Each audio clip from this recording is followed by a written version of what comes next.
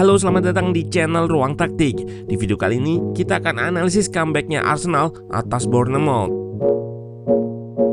The Gunners kembali menunjukkan kapasitasnya sebagai kandidat juara musim ini. Sempat kecolongan gol cepat di menit pertama dan tertinggal 2 gol di babak kedua, Odegaard dan kawan-kawan berhasil comeback membalikan keadaan, amankan poin penuh dan perkuat posisinya di puncak klasemen. Secara statistik, anak asuh Arteta ini memang sangat mendominasi, 80% ball possession dan 31 shot.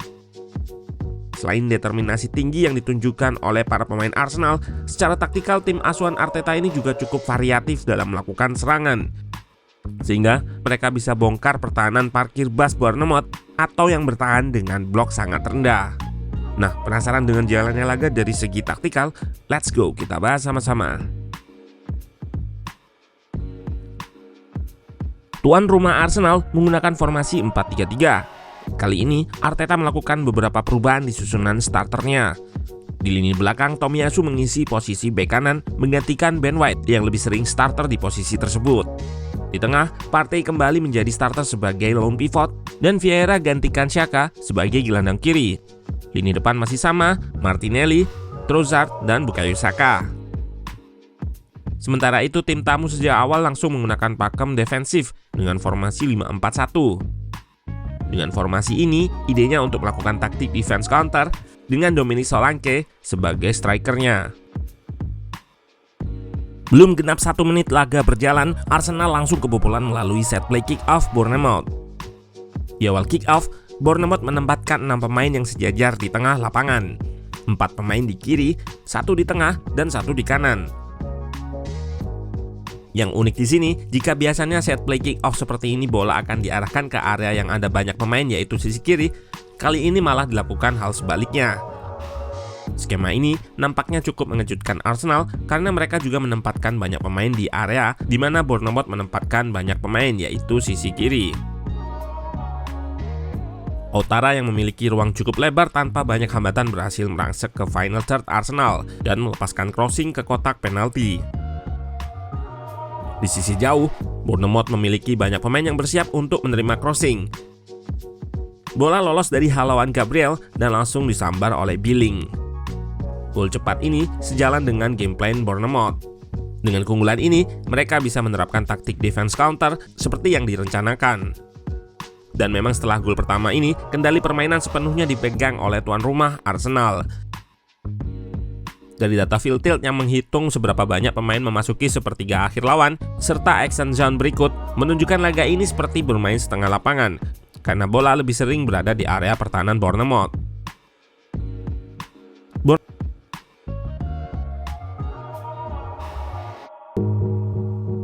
Bournemouth nggak langsung menerapkan low block. Pertahanan mereka start dengan shape 5-4-1 medium block. Dengan shape ini, akses Arsenal untuk progresi ke tengah tertutup. Saat Arsenal berusaha mengakses ruang antar lini tengah dan backline, para pemain Bournemouth akan langsung menerapkan pressing trap.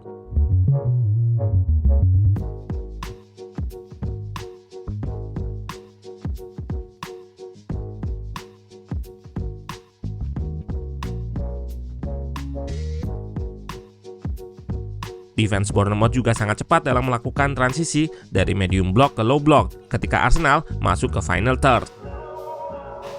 Terlihat di sini seluruh pemain Bournemouth berada di area kotak penalti begitu pemain Arsenal berhasil mencapai final third.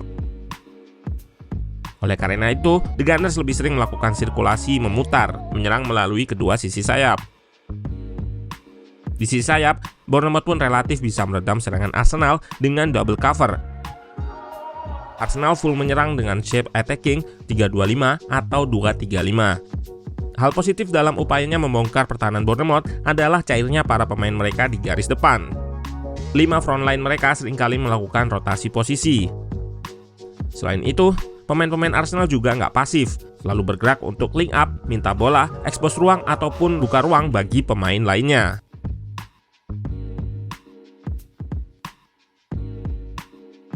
Arsenal juga selalu memaksimalkan celah sekecil apapun yang ada di pertahanan Bournemouth, manfaatkan kapasitas pemain-pemainnya yang mahir untuk bermain di ruang sempit, seperti Odegaard, Martinelli, dan Bukayo Saka.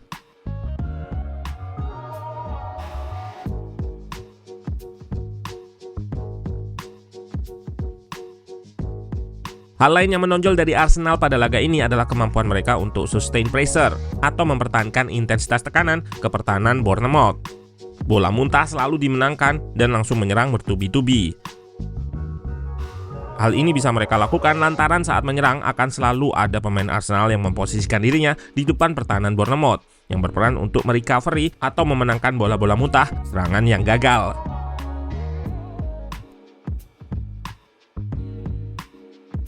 Salah satu peluang terbaik Arsenal di babak pertama bermula dari sustain pressure ini.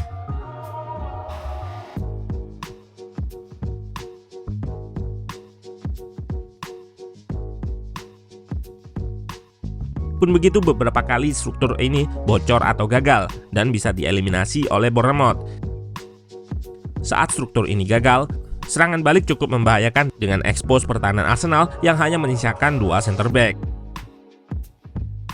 Selain itu, di laga ini terlihat pertahanan Arsenal terlalu mudah terekspos saat diserang. Memang Bournemouth hanya dapat 4 peluang, namun 3 diantaranya merupakan big chance atau peluang besar. Inilah resiko bermain full menyerang, termasuk di gol kedua Bournemouth, The Gunners kecolongan lagi dari situasi corner kick. Senesi, sang pencetak gol lepas dari marking Thomas Partey.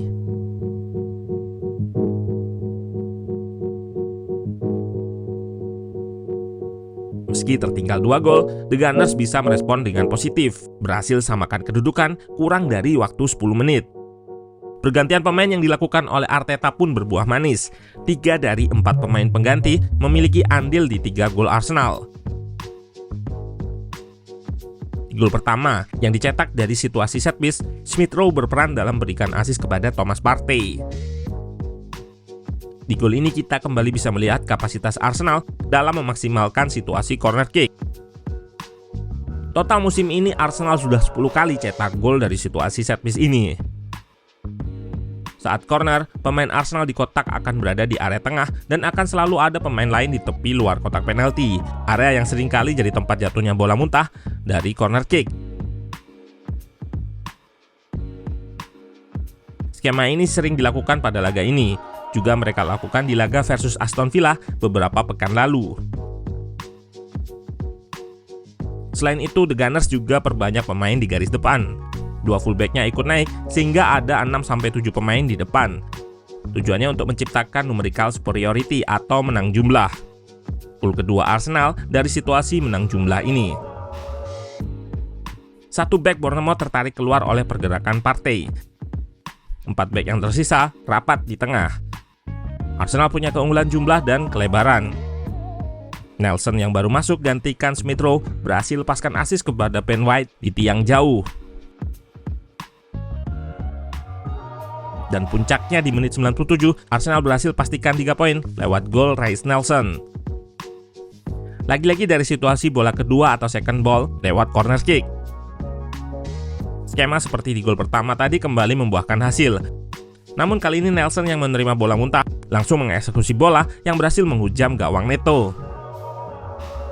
Ini bukan pertama kalinya Arsenal bisa melakukan comeback. Di laga versus MU dan Aston Villa juga melakukan hal yang sama, tertinggal lebih dulu dan comeback cetak gol kemenangan di akhir laga. Ini menunjukkan mentalitas The Gunners sebagai kandidat juara yang gak menyerah hingga peluit panjang akhir pertandingan dibunyikan.